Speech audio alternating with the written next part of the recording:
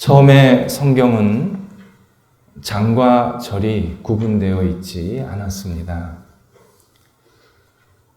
창세기, 출애굽기 이렇게 책으로만 나뉘어져 있었습니다. 주후 4세기에 장과 절이 나눠진 성경이 나왔지만 지금 우리가 가지고 있는 성경과는 많이 다른 구분법이었습니다. 우리가 현재 가지고 있는 성경은 종교개혁이 일어난 후인 16세기에 일반 사람들이 성경을 많이 읽어야 된다라는 취지로 인쇄업자들이 출판한 결과물입니다. 따라서 성경을 읽을 때 장과 절에 연연해야 할 필요는 없습니다.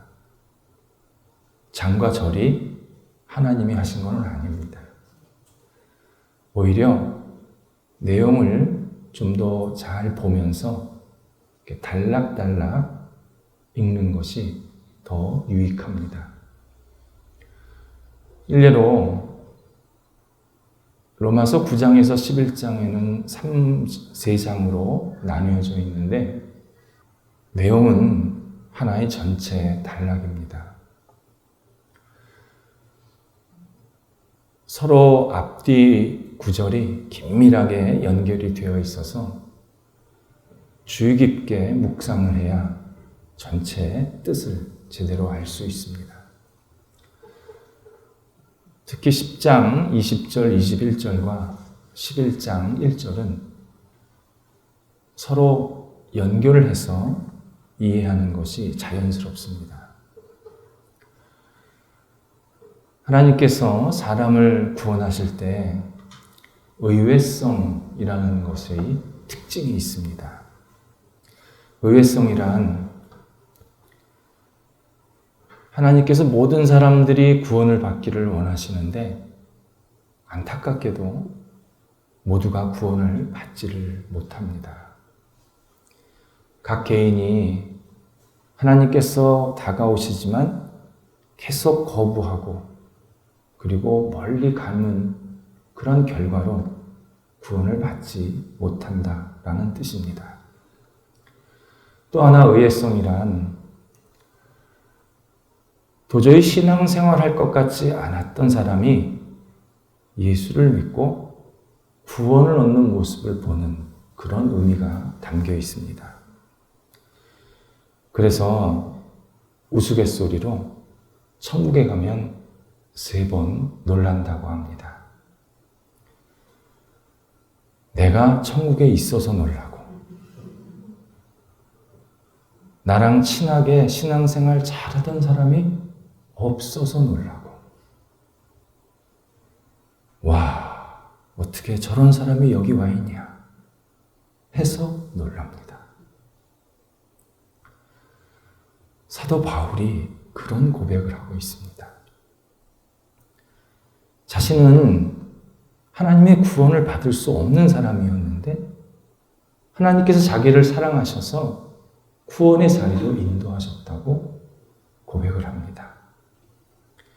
1절에서 바울은 자신을 이스라엘 사람이고 아브라함 자손이고 베냐민 지파라고 소개를 합니다.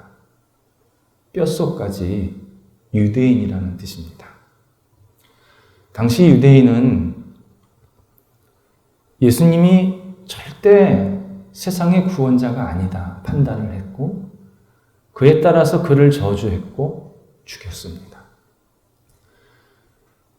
바울도 그들의 생각과 다르지 않았습니다. 그래서 예수 믿는 사람들을 핍박하는데 앞장을 서게 됩니다. 당시 유대인들은 구원의 자리에 근처에 갈 수가 없었습니다.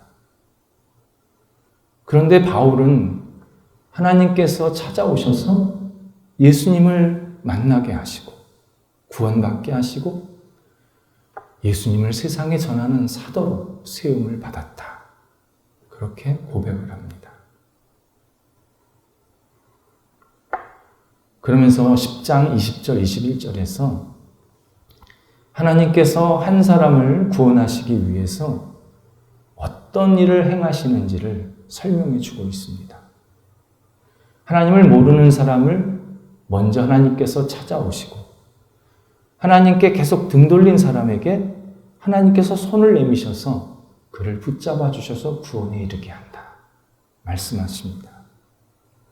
특히 21절에서는 이사야 65장을 인용하면서 하나님께서는 당신에게 순종하지 아니하는 사람들 그리고 거슬러 말하는 사람들에게 종일 손을 펴고 계신다. 손을 벌리고 계신다. 이렇게 설명을 해주고 있습니다. 이 내용을 깊이 음미하면 정말 감동적인 모습입니다.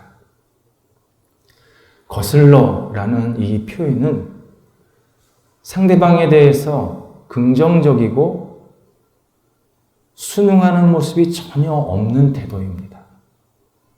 항상 반대하고, 항상 비판하고, 항상 공격하는 태도. 이것이 거슬러라는 단어입니다. 하나님이 나에 대해서 다 아시는데 나는 하나님에 대해서 콧대를 세웁니다. 하나님 앞에서 내가 잘못하는 것이 있는데 아무렇지도 않게 무서울 정도로 철면피로 삽니다. 하나님 없이 살 수 있다고 큰 소리 치면서 독불 장군처럼 사는 사람. 이것이 거슬러라는 표현입니다. 하나님을 믿지 않는 사람은 물론이거니와 하나님을 믿는다고 하면서도 이런 태도를 하는 신앙인들이 너무 많습니다. 하나님을 믿는다고 하면서도 하나님 없는 사람처럼 삽니다. 하나님의 생각과 하나님의 판단보다 하나님의 뜻보다 늘 자신의 생각, 자신의 지식, 자신의 경험을 앞세웁니다. 신앙인들 중에서도 이런 행동을 하는 사람이 얼마나 많은지 모릅니다.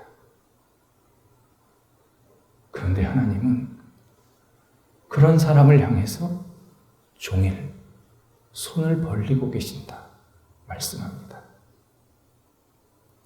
손을 벌린다라는 것은 몇 가지 의미가 있습니다. 먼저 하나님의 사랑이 너무 간절하다라는 겁니다. 사람은 하루 종일 손 못 벌립니다. 5분만 지나면 팔이 아파서 그냥 다 내리게 됩니다. 그런데 하나님은 종일 손을 벌리고 계십니다. 그것도 당신에게 늘 반대하고 당신을 믿는다 그러면서 전혀 진짜 믿지 않는 사람처럼 사는 그런 거스르는 사람을 향해서 계속 손을 벌리고 계십니다. 우리가 이해하기 쉽게 한 표현이지만 하나님께서 얼마나 간절하게 당신 안으로 들어오기를, 당신 손을 붙잡기를 기다리시는지 모릅니다. 간절함의 표현입니다. 또 하나는 하나님의 사랑이 너무 자비롭다라는 의미입니다. 부모가 저쪽서부터 아장아장 걸어오는 아이를 안아주려고 팔을 벌리는 모습을 이야기합니다. 부부가 서로 애틋한 마음으로 안아주려고 하는, 그래서 팔을 벌리고 있는 모습입니다. 우리는 일상에서 가족에게 또 내가 잘 아는 신앙인 우리 동료들과 자주 손을 벌리고 안아주고 악수를 해야 합니다. 안아주고 악수를 하는 행위는 인간의 행위가 아닙니다. 적어도 신앙인이 그렇게 하는 행동은 하나님의 사랑으로 상대방을 축복하는 시간입니다. 가족을 안아주면서 또 주변 사람들과 손을 잡고 안아주면서 내가 당신의 예수 그리스도의 사랑으로 축복합니다. 당신을 하나님의 사랑으로 너무너무 귀하게 여깁니다. 이런 신앙의 영적인 나눔이 안아주고 악수하는 시간입니다. 이런 시간을 많이 가져야 합니다. 하나님께서 우리에게 베푸신 이 자비의 손길을 알려면 예수님께서 이 땅에 계실 때 사람을 어떻게 대하셨는지를 확인하면 됩니다. 마태복음 8장에서 한 나병 환자가 예수님을 찾아옵니다. 나병 환자가 예수님을 찾아온 것 자체가 파격적인 행동이었습니다. 이 당시 나병 환자는 사람을 절대 가까이 할 수가 없었습니다. 병이 다 나을 때까지 결국 평생 사람을 절대 만나지 못했습니다. 외딴 곳에서 홀로 외롭게 지내는 사람이었습니다. 요즘 코로나 때문에 홀로 계신 분들이 계신데 당시 나병 환자에 비하면 아무것도 아닙니다. 한평생 사람의 손길을 경험해보지 못한 사람입니다. 그래서 나병 환자가 예수님께 왔을 때 사람들이 다 도망갔습니다. 멀리 했습니다. 그런데 예수님은 마치 기다리셨다는 듯이 그에게 손을 얹고 치유해 주십니다. 예수님의 이 자비의 손길이 하나님의 손길입니다. 우리가 세상에서 외로울 때, 몸과 마음이 아플 때, 삶의 의미를 제대로 느끼지 못할 때, 우리를 향해서 하나님의 손을 벌리고 계십니다. 우리는 그분에게 그냥 다가가서 안기기만 하면 됩니다. 세 번째, 하나님의 사랑의 손길이 희생이 담겨 있다라는 뜻이 있습니다. 하나님이 벌리신 손에는 커다란 상처가 있습니다. 십자가에서 우리를 위해서 죽으신, 못 박히신 상처입니다.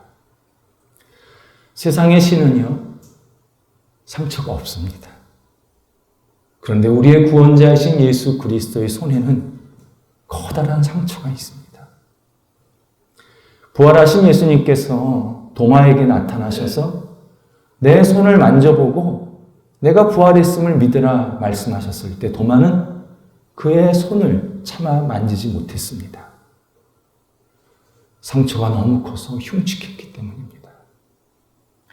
예수님께서 손에 있는 그 상처, 우리를 향해서 벌리신 그 손은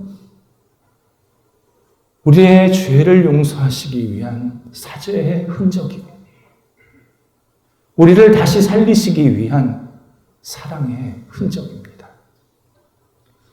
그래서 누구든지 예수님의 손을 영적으로 보고 만지면 눈물부터 납니다.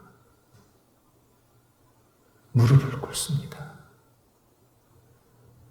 내 죄가 이렇게 심각했구나.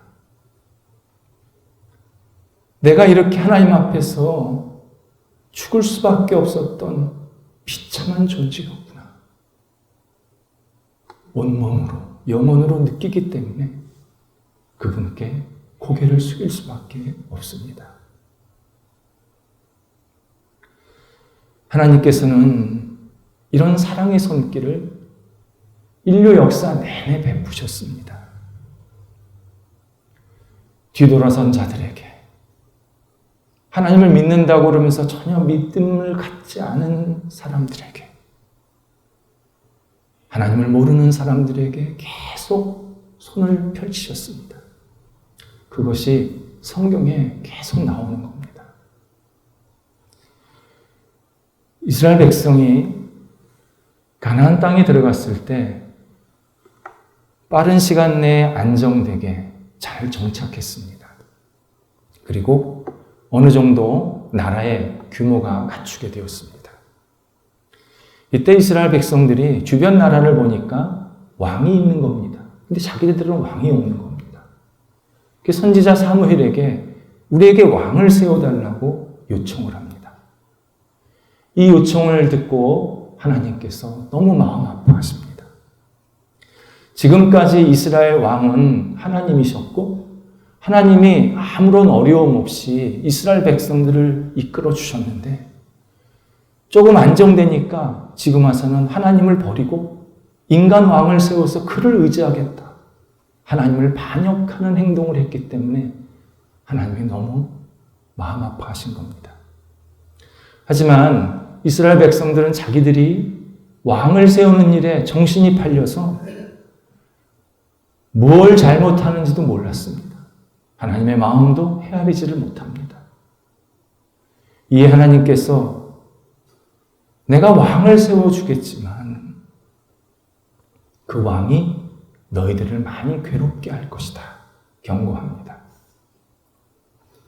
실제로 첫째 왕이었던 사울이 많은 실수와 죄를 범함으로 인해 이스라엘 백성들이 고통을 받습니다. 시간이 흘렀습니다.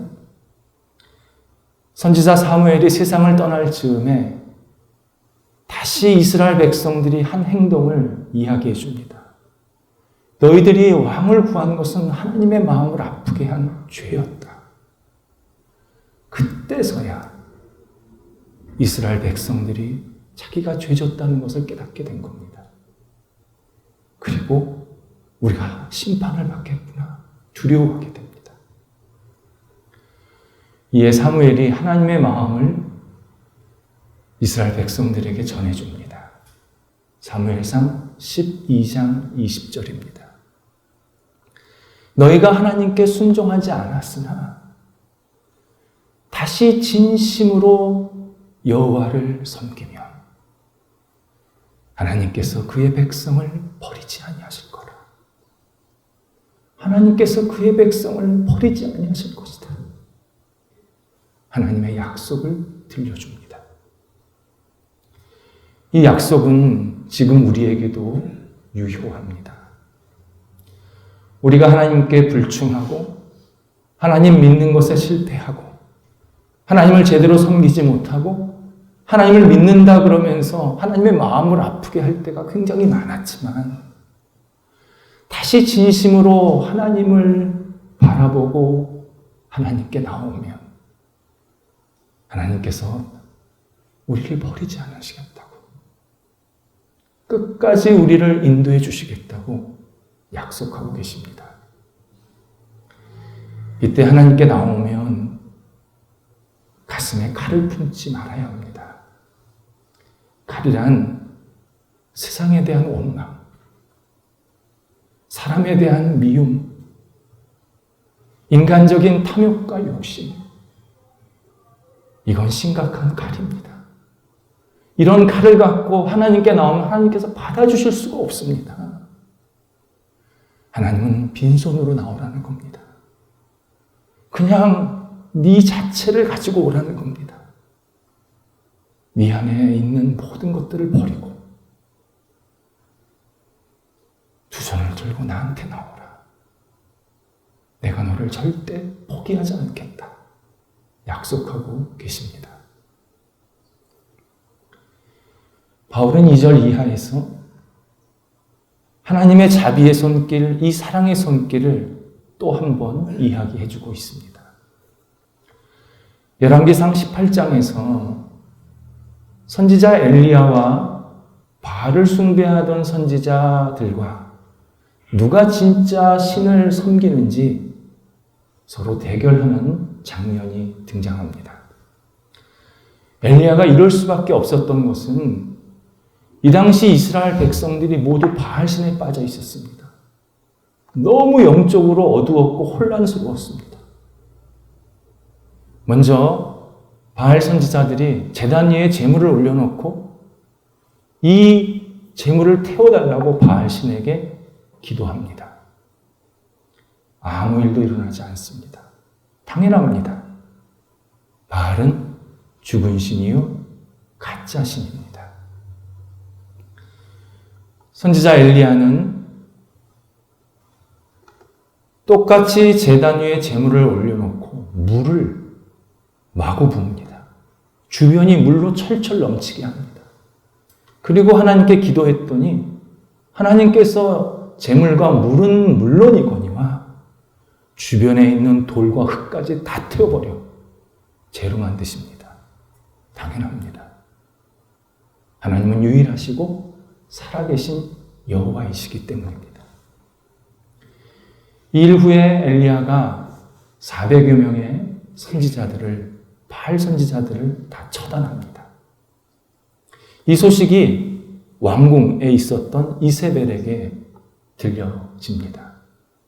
아합 왕의 아내였던 이세벨은 성경에서 제일 사악한 사람으로 등장합니다.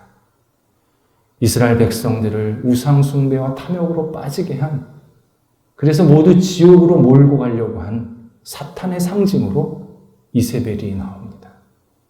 이세벨이 내 저 선지자를 죽여버리겠다 공언하고 추격자를 보내게 됩니다. 이때 엘리야가 심하게 실망합니다. 이런 기적이 일어나면 하나님과 자기의 영향력이 더 커질 줄 알았는데 자기는 지금 쫓기는 신세가 되었고 죽음을 목전에 둔 상황에 빠지게 된 겁니다. 신앙인들 중에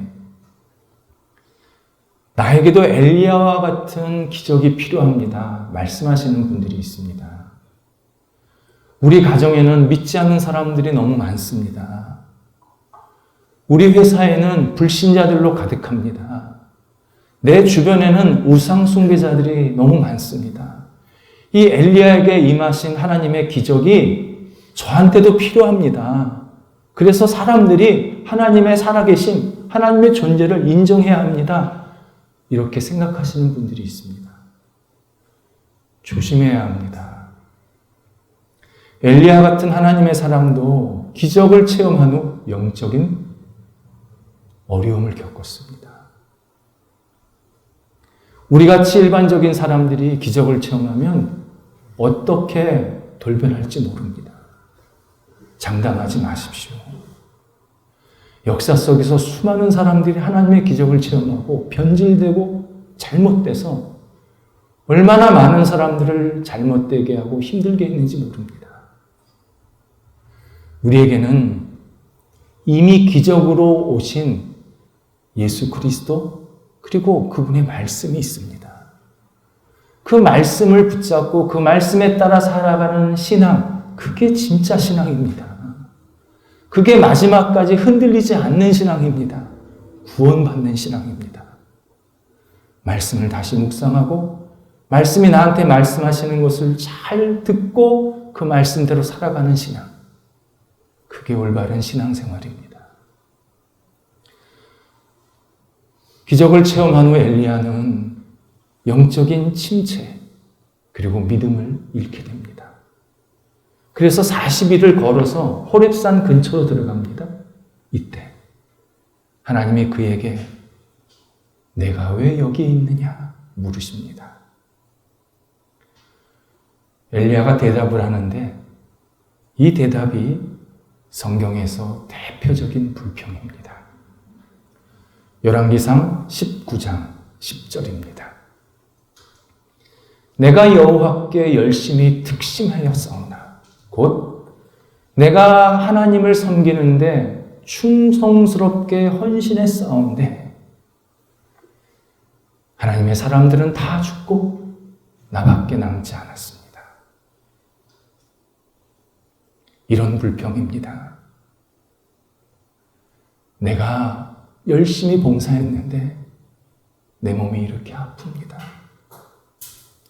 내가 열심히 헌금했는데 내 경제적인 형편이 이렇게 어려워졌습니다. 내가 열심히 신앙생활을 했는데 내가 사람들에게 비난받고 비판받고 우스갯소리도 들리고 있습니다. 내게 남은 것이 없습니다. 이런 불평을 우리가 얼마나 많이 하는지 모릅니다. 예전에 제가 신앙생활 하지 않는 한 분을 만나게 되었습니다. 그분이 왜 신앙생활 하지 않는지 설명을 하는데 자기 어머니가 교회를 세우다시피 헌신을 했고 집보다 교회를 더 많이 다녔답니다. 아침 눈 뜨면 교회 나가시고 집에 왔다가도 또 교회 가시고 우리는 이제 반대로 생각하잖아요. 집에 있다가 교회 가잖아요. 자기 어머니는 교회에 있다가 집에 오신대. 얼마나 헌신했는지 모른대. 근데 연세가 드셨는데 치매가 오셨어요. 교인들을 그렇게 비판합니다. 하나님이 누구냐고 말하더랍니다. 자기가 자기 어머니를 보면서 야, 신앙생활 왜 하지? 내 몸이나 잘 관리하자. 내 몸이나 잘 챙기고 건강하자. 자, 그러고 잘 살자. 그래서 교회를 안 나갔답니다. 대표적인 불평입니다. 왜 이런 불평이 생길까요? 하나님을 바라보지 않는 겁니다. 인간적인 열심이 있었던 겁니다. 엘리야처럼 자신의 열심이 특심했다고만 생각한 겁니다. 하나님께 진실하지 못했던 겁니다. 그런데 하나님은 그런 엘리야에게 아무 말씀도 아무 책망도 하지 않으시고 먹을 것을 먹이셔서 기력을 회복시키십니다. 그리고 이렇게 말씀하십니다. 엘리야야, 너는 하사엘을 아람 왕으로, 예후를 이스라엘 왕으로, 엘리사를 너의 후계자로 세워라. 하나님께서는 세 사람, 곧 2명의 왕과 1명의 선지자를 엘리야에게 붙여서 한 팀을 이루어 마지막까지 하나님의 영광과 뜻을 이루게 하시겠다 약속하신 겁니다. 엘리야는 나 혼자 남았습니다. 내가 이렇게 열심히 살았는데 내가 이렇게 외롭습니다. 라고 했더니 너 혼자 아니다. 훌륭한 세 사람을 너한테 붙일 거다. 약속하십니다. 이걸로 끝이 아니었습니다. 마지막에 아주 중요한 한마디를 더 하십니다. 너는 보이지 않지만 내가 이스라엘에서 남은 자 7,000명이 있게 했다. 놀라운 말씀입니다. 남은 자란 사람들이 알지 못하는 하나님의 구원받은 백성들입니다. 남은 자의 핵심은 그 사람이 잘해서 구원받은 게 아닙니다. 잘나서 구원받은 게 아닙니다. 하나님께서 그에게 사랑을 베푸시고 구별해 주셔서 구원을 받게 하신 사람들입니다. 엘리야는 전혀 생각하지 못한 숫자였습니다. 자기는 괴롭다고 힘들다고 자기 혼자라고 생각했지만 하나님은 가깝게는 3명을 더 붙여주셨고 그리고 그 뒤에는 7,000명이라는 하나님의 사람을 붙여주셔서 마지막까지 하나님의 영광을 돌리게 하십니다. 바울이 이 사실을 깨달은 겁니다. 그래서 순차적으로 이런 내용을 인용하고 있는 겁니다. 이것은 바울의 고백입니다. 바울은 복음을 전할 때마다 핍박받고 거부당했고 복음을 전했는데 믿지 않는 사람들이 훨씬 많았습니다. 힘들었습니다. 그런데 하나님이 바울에게 알려주신 겁니다. 바울아, 너 혼자 아니다. 내가 남겨둔 자를 여기저기에 숨겨놨다. 그들과 결국 네가 합력해서 선을 이룰 것이다. 내 뜻을 이루게 될 것이다. 약속을 해주신 겁니다. 이 당시는 우상 숭배하는 로마가 지배를 했고 그리스도인들은 핍박을 받았던 상황이지만 하나님께서는 곳곳에 하나님의 사람들, 예수 그리스도를 믿는 남은 자들을 있게 하셔서 복음을 승리하게 만드십니다. 그래서 결국 나중에 로마가 기독교를 받아들이게 됩니다.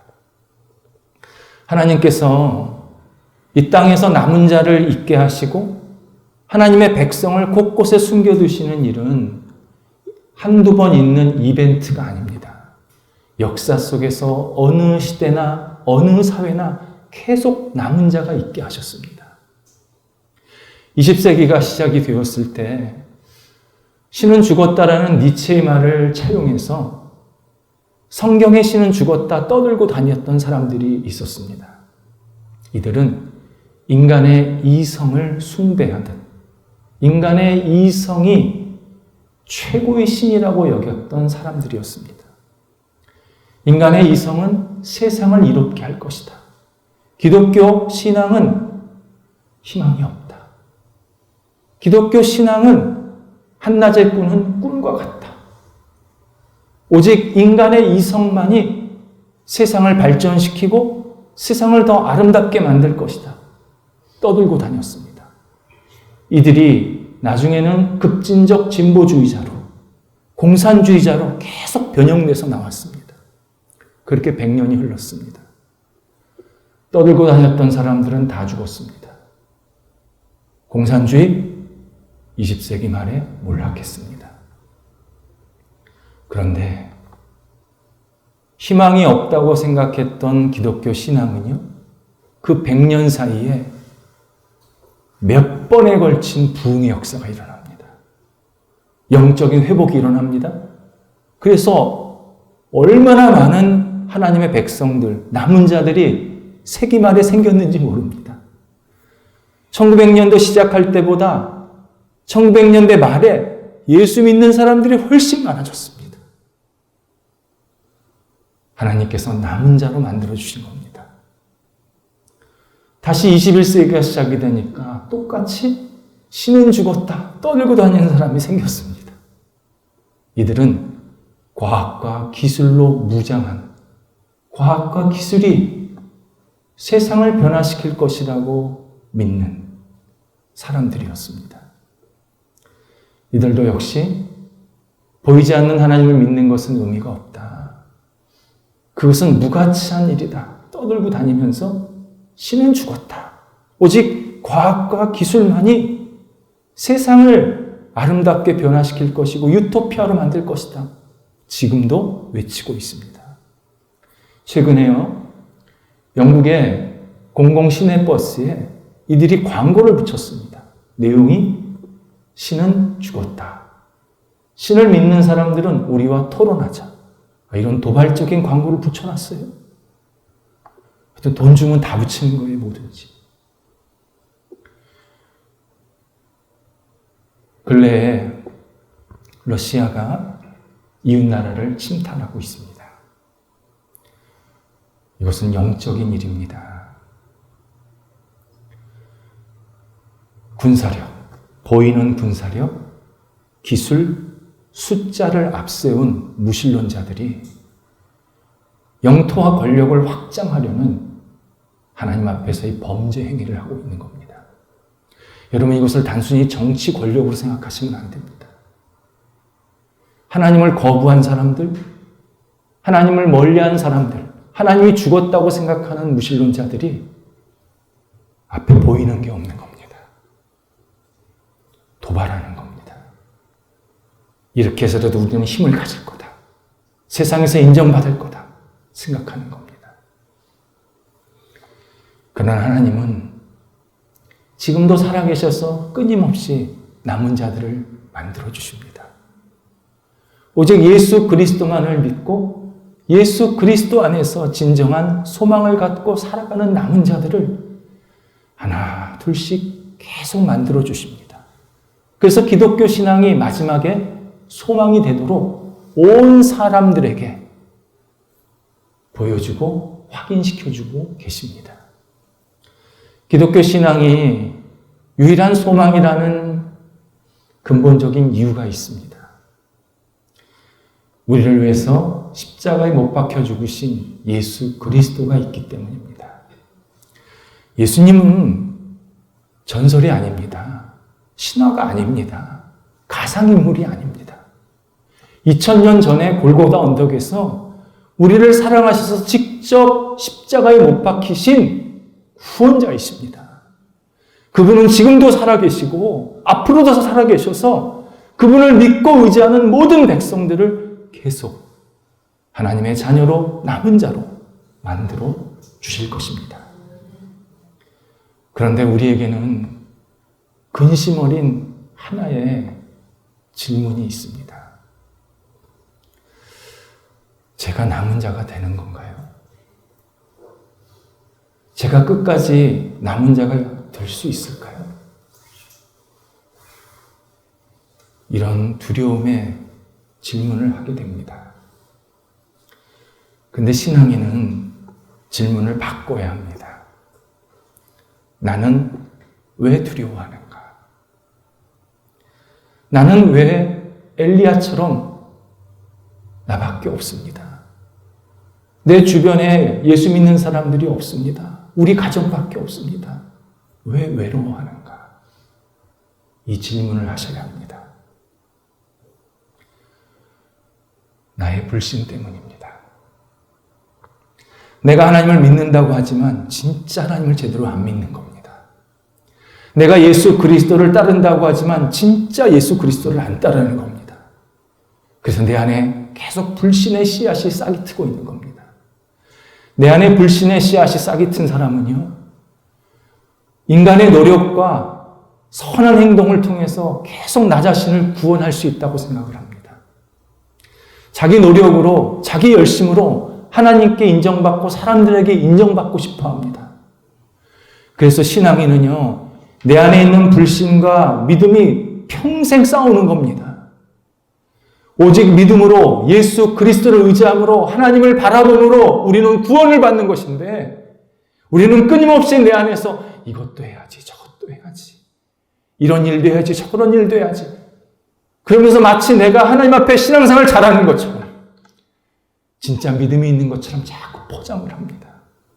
이 진짜 믿음과 이 불신이 계속 부딪힙니다. 죽을 때까지요. 이때 불신이 이기면 안 됩니다. 믿음이 이기는 겁니다. 그래서 우리는 예수 그리스도만을 믿으면 남은 자 안에 들어가는 겁니다. 의심할 필요가 없습니다. 당시 바알 숭배 종교는요, 사람들의 마음을 쏙 뺏었습니다. 바알 숭배는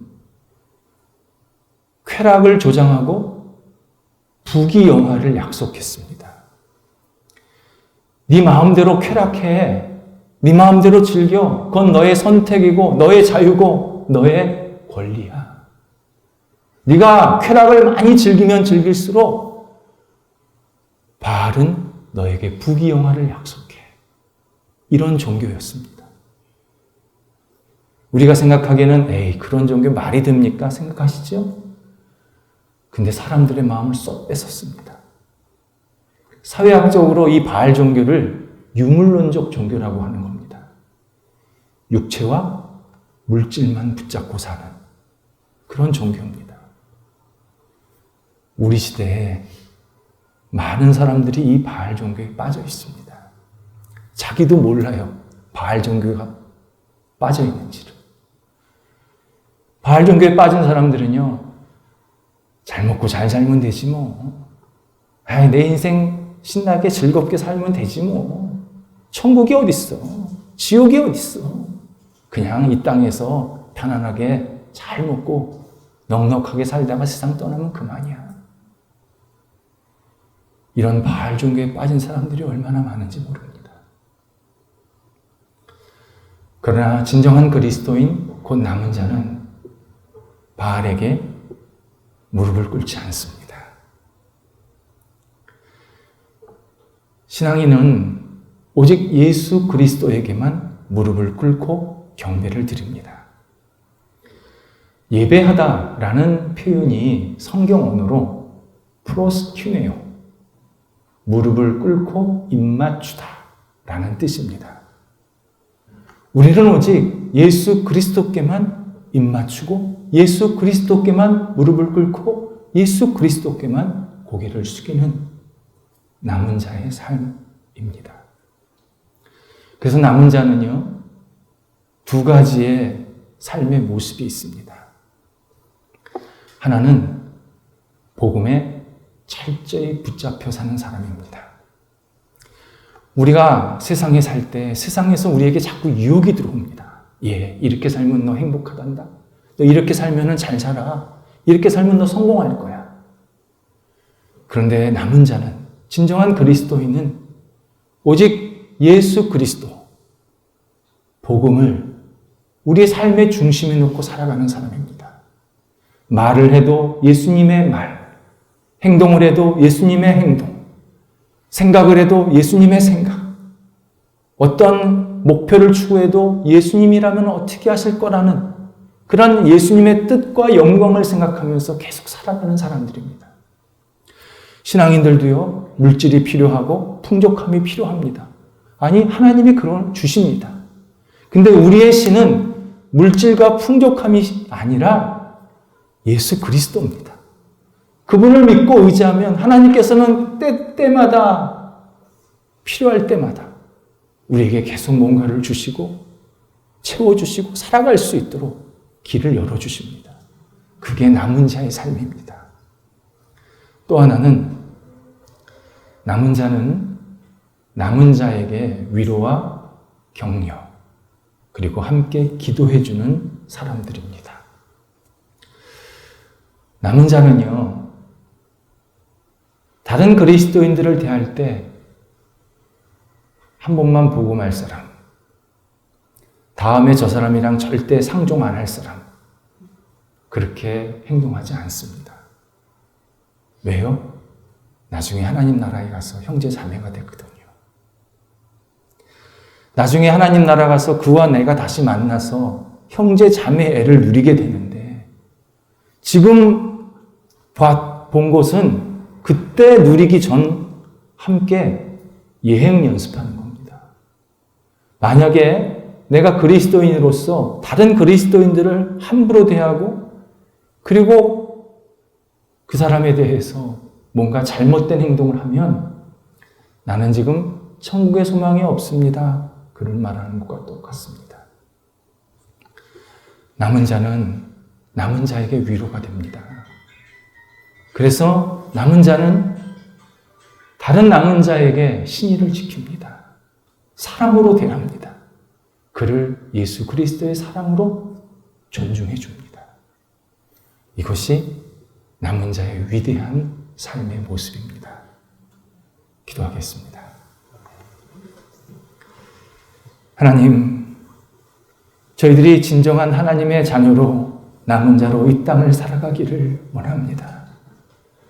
하나님께서 저희들에게 은혜를 베풀어 주셔서 주님 안에 거하게 하셨사오니 하나님께 영광과 찬송을 돌려드리는 저희가 되게 하시고 하나님이 기뻐하시는 모습대로 세상 끝날까지 하나님 안에서 남은 자의 삶을 살아가는 은혜가 있게 하여 주옵소서.